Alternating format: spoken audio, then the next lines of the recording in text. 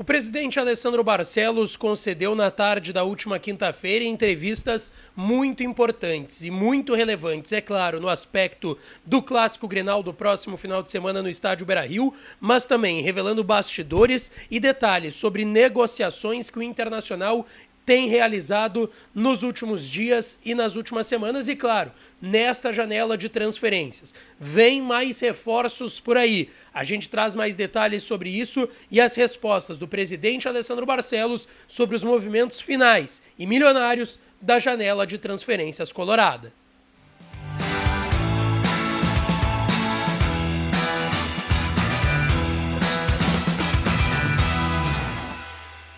Fala, minha rapaziada, sejam bem-vindos a mais um vídeo aqui no canal Lucas Dias Repórter e nesse conteúdo detalhes sobre os movimentos do Internacional nessa finaleira de janela de transferências. O presidente Alessandro Barcelos falou sobre esses movimentos e eu quero trazer detalhes aqui para vocês. Antes, não te esquece de deixar o teu like, te inscrever no canal, ativar as notificações por aqui e é claro que esse conteúdo e todos os outros têm o oferecimento e o apoio de KTO. KTO.com, a melhor casa de apostas do país, é a minha casa de apostas e pode ser a sua também. Entra lá em KTO.com, você que está perdendo tempo e não tem registro, faz o seu registro e no primeiro depósito coloca o código DIAS para ganhar uma free bet de 20% e sair brincando lá em KTO.com. O site é seguro, fácil, licenciado. Entra lá em KTO.com, não perde tempo e dá uma brincada, tá certo? Rapaziada, eu quero falar aqui sobre esses movimentos do Inter na janela de transferências, até porque o presidente Alessandro Barcelos deu entrevistas importantes ontem e eu considero duas muito importantes. Para nós, na Rádio Bandeirantes, no Atualidades Esportivas segunda edição, onde eu e Calvin Correia estávamos, e também para o pessoal do Voz do Gigante, para o Alexandre Ernst e para o Lucas Colar, ontem à tarde. E o presidente falou um pouco sobre essas negociações, ele falou bastante sobre os jogadores que já chegaram, sobre o Fernando que chegou ontem em Porto Alegre, ele destacou que o Inter respeitou muito a decisão familiar dele no mês de janeiro de não vir para o Inter e ficar perto da família em Goiânia por conta de algumas questões pessoais. O presidente também falou bastante sobre o Bruno Gomes e que o Inter nunca deixou, aliás, de estar de olho no Bruno Gomes, mesmo que tenha emprestado ele para o Curitiba e depois o Curitiba tenha comprado o jogador, porque o Inter ficou com 50%. Então ainda existiu uma preocupação e um olhar atento do Internacional por conta desses 50% que poderiam render um dinheiro importante para o Internacional futuramente, em caso de uma venda para a Europa ou até para um clube do Brasil, mas que os valores fossem considerados bons porque o Inter ainda tinha uma porcentagem em cima desse jogador. Inclusive o presidente, quando eu perguntei para ele sobre se o Inter fazia um meia-culpa de que talvez não devesse ter liberado ele na época para estar recontratando agora, tendo que recomprar nesse caso o jogador, ele disse que o ato de tu liberar um jogador e depois recomprar ele é algo muito natural da Europa. E que aqui, talvez no futebol brasileiro, a gente não tenha tanto conhecimento, mas que na Europa isso acontece bastante, que é um movimento até considerado normal.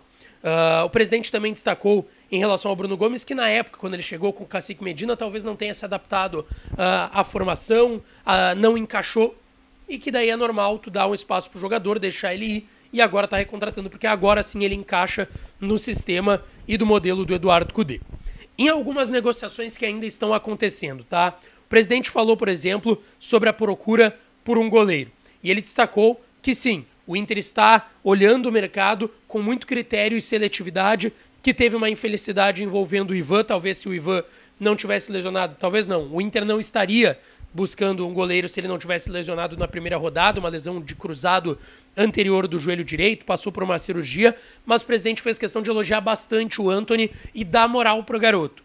E eu até fiquei com a sensação, tá, de que ele também tá dando uma moral pensando no Clássico Grenal e na possibilidade do Antony, quem sabe, se o Rocher não estiver a 100%, jogar o Clássico no próximo domingo no estádio Beira-Rio.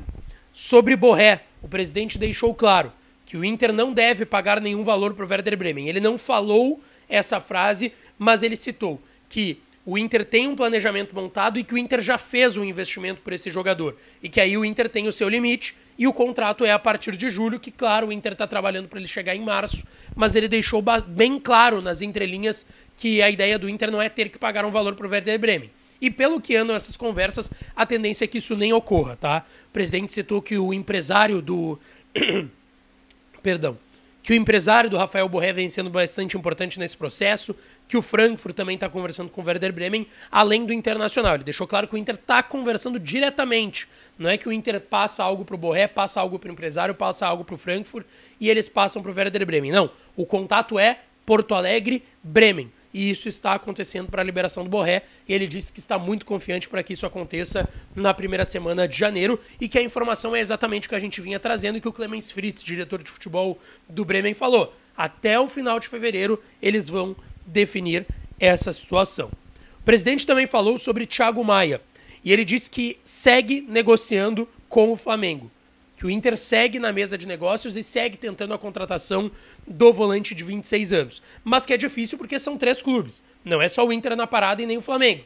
Tem o Lille que tem 50% do jogador. É parecido com o negócio Curitiba-Fortaleza e quando o Inter entrou na última hora. É mais ou menos semelhante a isso daí. E que não é um negócio tão simples, mas que o Inter ainda assim está tentando a contratação do Thiago Maia. O Inter não saiu da mesa de negociações e existe a possibilidade de vir o Thiago Maia. Às vezes vão me perguntar, pô, Lucas, mas trouxemos o Fernando, trouxemos o Bruno Gomes. Mas o Inter deve estar liberando o Gabriel, o Depena, o Campanharo. São 3 volantes para a chegada de 3 volantes. É natural esse tipo de movimento do Internacional. E sobre as buscas no geral também dentro do mercado, por exemplo, a lateral esquerda, ele destacou que sabem das carências que ainda existem no elenco, apesar de enxergar o elenco do Inter muito forte atualmente, isso foi muito ressaltado pelo presidente Alessandro Barcelos, mas que, sim, o Inter ainda está olhando o mercado. Ele citou o goleiro, a lateral esquerda. Ele disse que ele não gostaria de falar sobre nomes para não prejudicar o negócio, porque eu questionei ele sobre o Alexandro, lateral esquerdo de 36 anos, de Copa do Mundo, que está na Juventus e pode assinar um pré-contrato, que é um molde de negócio que o Inter fez nas últimas janelas de transferências com o presidente Alessandro Barcelos. Mas ele disse que sabe que o Alexandro é um grande jogador, que fica livre no meio do ano, mas ele não quis entrar em detalhes se de fato o Inter procurou e está negociando com o Alexandro. Mas ele não negou. E muitas vezes ele negaria esse nome, como ele já fez em outras entrevistas e em outros momentos também. E eu questionei o presidente em um questionamento que vem sendo feito pelo torcedor do Inter. Já que trouxe o Fernando e trouxe o Bruno Gomes, será que não dá para pegar essa grana, esses 4 milhões de euros que o Inter ofereceu pelo Thiago Maia, e botar num lateral esquerdo e num goleiro, ou em só uma dessas posições? O presidente disse que é uma tese que ele já ouviu, já avaliou, mas que não necessariamente é isso. Porque dentro do planejamento do Inter de investimento no futebol para essa temporada, dá para investir no Thiago Maia e ainda assim trazer o lateral esquerdo e mais um goleiro para fechar o elenco para esse primeiro semestre. O presidente disse que isso é possível sim. E ele até revelou que até o momento o Inter gastou cerca de 3 milhões de euros nessa janela de transferências, trazendo 8 reforços. Borré, Fernando, Ivan, Robert Renan, Bruno Gomes, todos esses reforços, o Johan, Alário, deram 3 milhões de euros até o momento de investimento. Claro, não é o investimento à vista, é o investimento que tu faz agora, porque tu paga muitos desses jogadores parceladamente, alguns desses jogadores vieram por empréstimo, alguns vieram de graça como o Johan. Então é natural que o valor não seja tão alto desses investimentos, até porque, por exemplo, o Borré vai dar quase 7 milhões de euros no negócio todo, montante do negócio todo, mas tu paga 2 milhões só nesse ano. Então os 2 milhões de euros estão dentro desses 3. Tu não paga os 7 agora. Então o que o Inter gastou até agora, 3 milhões de euros na janela. Tem algum jogador que tu indica para o presidente Barcelos? Algum jogador para o Internacional que tu gostaria de ver vestindo a camisa do Colorado? Alguma pontuação sobre esses negócios que eu citei aqui? Deixa aqui nos comentários que eu estou interagindo com vocês. E não esquece de deixar o teu like, te inscrever no canal e ativar as notificações por aqui, tá certo? Um beijo, um abraço e até a próxima.